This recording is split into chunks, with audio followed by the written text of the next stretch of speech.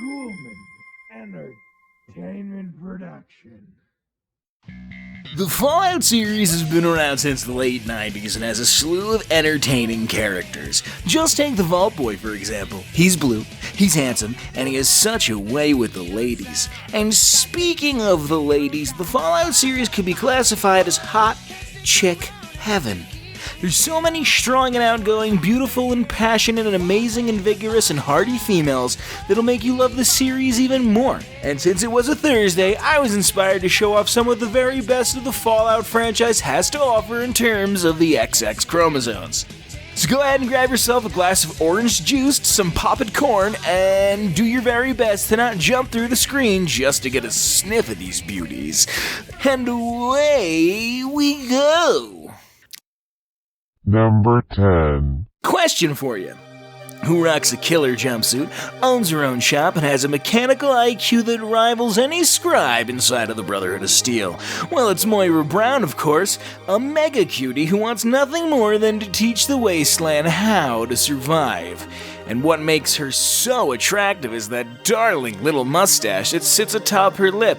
And don't even get me started on the ghoul variant. Who's at number 9? Well, I'll tell you. Since most of you haven't played the original Fallouts and want to talk out of your ass when it comes time to discuss lore, I thought I'd tell you about Tandy. Now, Tandy is a major player in the Wasteland. Being the daughter of Aradesh, she later becomes the longest-running president of the NCR. But I mean, look at this little minx. She ends up on the $100 NCR Fun Bucks and ages like a fine wine. Within Fallout 2, you get to see my girl all grown up, and boy oh boy does she look better than ever. Hachi Ban, Nat's older sister Piperight. Everything from the cute little newsy hat to the natural mothering instincts she has for her little sister really knocks it out of the park for me. Plus, she's the size of an average human mother. What's so wild to me is that no one in Boston really falls for her as hard as we all did. Kinda silly, don't you think?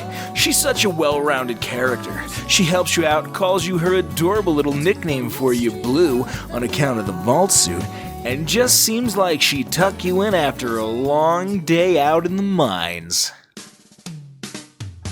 What can I say about our number 6 gal, Kass, that hasn't already been said? She's got it all. She's got it all. Sexy little cowboy hat, a crippling addiction to booze in all forms and flavors, and a no-nonsense attitude and a shotgun to back it all up.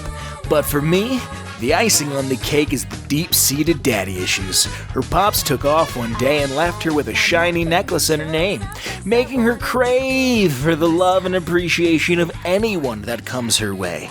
She couldn't get her father to stick around, but she'll do her best to make sure anyone new in her life stays. And if they don't, fuck them. They were gonna leave anyway. The only thing hotter than a woman with experience for our number 5 pick is a woman who knows how to drive. And that's what number 5 does, Daisy Whitman. A lady with wisdom beyond her years, once a pilot for the Enclave, but now hangs around a big old dinosaur. Her love of passion and flying the vertebrates is what really does it for me. I love a woman who knows what she wants. If only we could see her take wing. Number 4, take a look at this whore.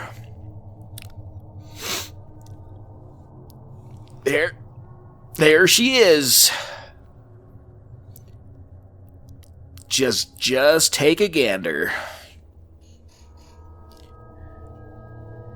Now this is what I know all of you have been waiting for. Roberta Bobby Negative Nostrils Mcgee is our number 3, a wise, old, and devious. What more can the average gamer ask for?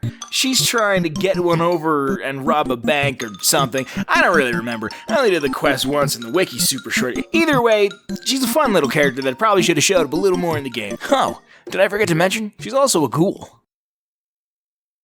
Shh. It's time for number 2. But do you hear that? Is that? That's right, it's silence.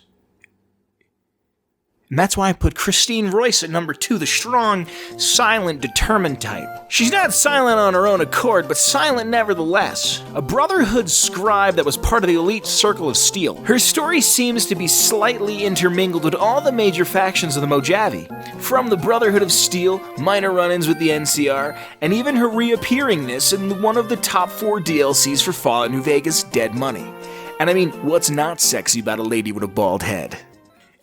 And now, finally, for our number 1 pick. Have you ever looked at a painting and just marveled at the symmetry, the color, the expression, and wonder how a human could have ever made such a perfect specimen? Something that every time you look at it, you feel like you've looked directly into the face of God, and wept, knowing that you'll never feel that level of warmth or compassion again.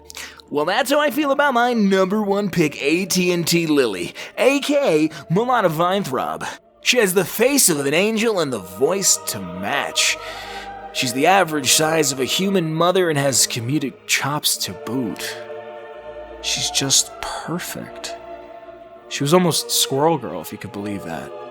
I love AT&T Lily with my whole heart. No matter what's going on in my life, all the hardships, all the monotonous bullshit that comes my way, and just the days that I can't find the energy to get myself out of bed or make a proper meal or just sort things. You know, just the basic act of sorting something. I know I could open twitter.com or Instagram or something and find an ad for AT&T starring AT&T Lily, and almost in slow motion she looks into the camera, makes eye contact with me, and I feel like it's almost a real, genuine eye contact. Like, I feel like I'm making a real connection with a human.